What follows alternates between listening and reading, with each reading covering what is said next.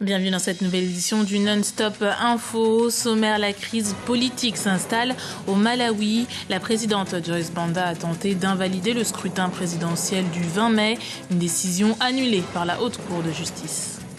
En Tunisie, le ministre de l'Intérieur a annoncé ce dimanche que plusieurs attentats avaient été déjoués. 16 islamistes libyens et tunisiens ont été arrêtés au sud du pays.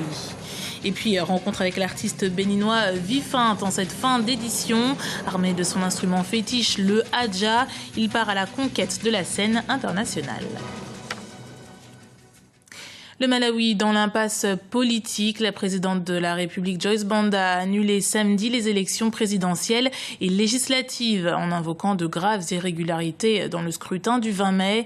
Une décision rejetée par la Haute Cour du Malawi et jugée illégitime par plusieurs experts, comme nous le montre ce sujet d'Aminata Jack. En tant que présidente, j'ai utilisé les pouvoirs que me confère la Constitution pour déclarer les élections nulles et non avenues. Telle est l'annonce de la présidente malawi Joyce Banda samedi à la radio, dénonçant des fraudes massives au scrutin présidentiel et législatif du 20 mai. Cette ordonnance intervenait quelques heures après l'annonce par la commission électorale que la présidente sortante aurait été devancée par son principal rival, Peter Mutharika, selon des résultats partiels. L'annonce de la présidente a suscité des débats. Nombreux sont les spécialistes qui contestent la légalité de sa décision. Le pouvoir constitutionnel d'administrer les élections revient à la commission électorale du Malawi. En ce qui me concerne, je pense que la commission électorale a toujours le droit de continuer son travail. L'annulation des élections a été rejetée par la Haute Cour du Malawi, le même jour jugeant cette décision contraire à la loi constitutionnelle. Non, la présidente n'a pas respecté la loi. En fait, l'article qu'elle cite ne lui donne aucun pouvoir. Tout ce qu'il dit est que le président doit faire preuve de leadership. Et vous ne pouvez pas utiliser cet article pour annuler des élections. Cette situation plonge le Malawi dans une crise politique. La présidente promet un nouveau vote sans sa candidature dans un délai de 90 jours.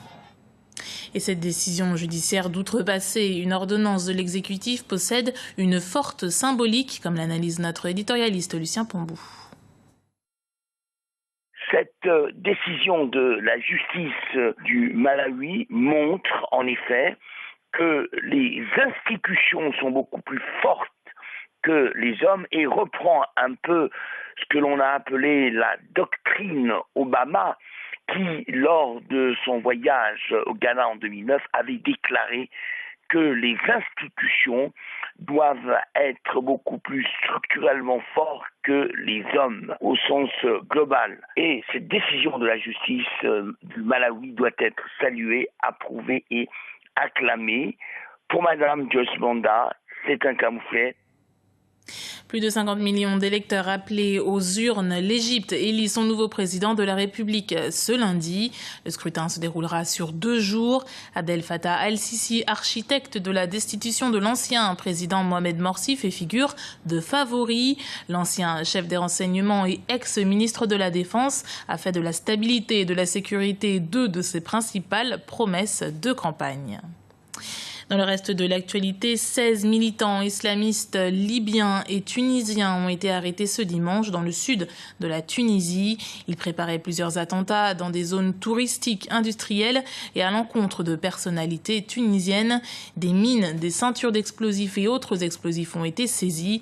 Une arrestation qui illustre la porosité des frontières entre la Tunisie et la Libye en proie à une instabilité politique. Écoutons l'analyse du professeur Alaya Alani, spécialiste de l'islamisme au Maghreb. Je pense que cette opération s'inscrit dans le cadre de l'instabilité sécuritaire en Libye. Maintenant, il y a une nouvelle donne dans la scène politique. Le problème, c'est que ces djihadistes ne trouvent pas encore de possibilités pour pratiquer leurs convictions. Donc maintenant, il y aura un retour des djihadistes ou bien vers leur pays d'origine, ou bien ils vont chercher un autre endroit. Et je pense que parmi les scénarios proposés pour les djihadistes, c'est le retour au Sahel africain. Maintenant, ils vont peut-être changer de cap pour continuer ou poursuivre leur activité djihadiste. En Côte d'Ivoire, du nouveau dans le monde du transport routier. Il faut désormais s'acquitter de frais de péage pour utiliser l'autoroute du Nord. Une façon de récolter des fonds pour entretenir les infrastructures routières et en financer de nouvelles. Reportage de notre correspondant en Côte d'Ivoire, Olivier Conan. Depuis le 15 mai 2014, les automobilistes qui empruntent l'autoroute du Nord doivent payer pour utiliser cette voie reliant Abidjan à la capitale Yamoussoukro. Les véhicules particuliers payent 1 250 francs CFA. Les mini-cars de moins de 32 places, 2 500 francs CFA. Les cars de plus de 32 places, les gros camions debout sur 3 750 francs CFA et les camions poids lourds, 5 000 francs CFA. Si le principe du péage est admis de tous, les montants sont cependant contestés par certains syndicats de transporteurs. Nous avons proposé 500 francs pour les petits véhicules, 2 000 francs pour les véhicules de transport de passagers appelés communément les minibus, les baka et autres, et 2 000 francs pour les gros porteurs, c'est-à-dire les cars de 70 places et les gros camions. Mais nous avons été surpris que seulement à 2 jours du commencement de ces péages, qu'on nous informe qu'en lieu et place de nos propositions, on nous demande 2 500 pour les véhicules légers, 5 000 pour les véhicules qui ne font que 25 000 francs de recettes. Nous avons trouvé cela exorbitant. Pour les opérateurs économiques, tout le monde doit accepter l'instauration du péage sur l'autoroute comme une contribution au développement des infrastructures. Pour ce que nous avons comme produit, je pense que les Ivoiriens ne devraient pas hésiter à pouvoir mettre la main à la poche pour la sécurité. Parce qu'on est plus en paix quand on l'utilise pour pouvoir se déplacer vers les régions de l'intérieur. Et donc j'encourage les uns et les autres à participer au développement du pays. Les montants générés par les 2 péages sur l'autoroute du Nord permettront d'entretenir cette voie utilisée par plus de 6 500 véhicules par jour. Et on termine ce journal en musique avec un artiste béninois qui mêle tradition et modernité dans ses compositions. À l'aide d'un instrument traditionnel, le Adja Vifinte séduit la scène nationale et part à la conquête de la scène internationale. Immersion dans son univers teinté de sonorités blues et jazz avec notre correspondante Chirel Watawema.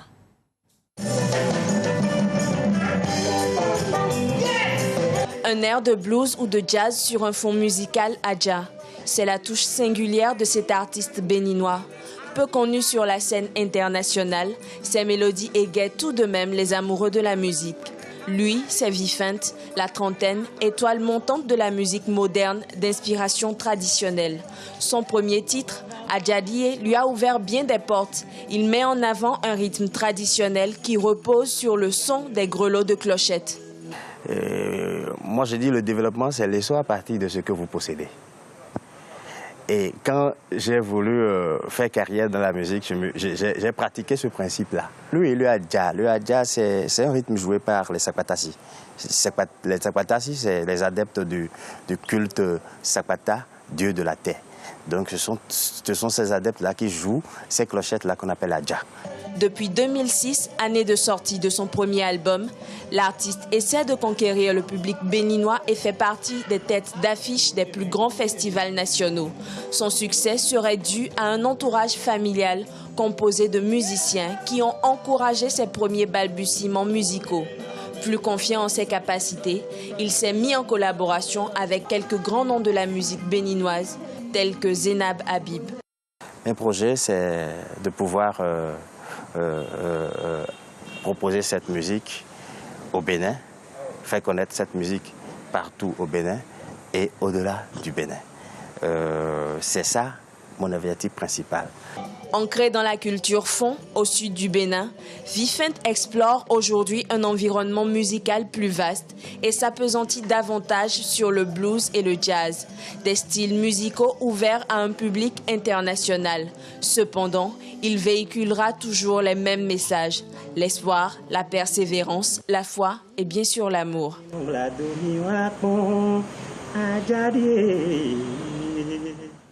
C'était le journal de la rédaction. Merci de l'avoir suivi.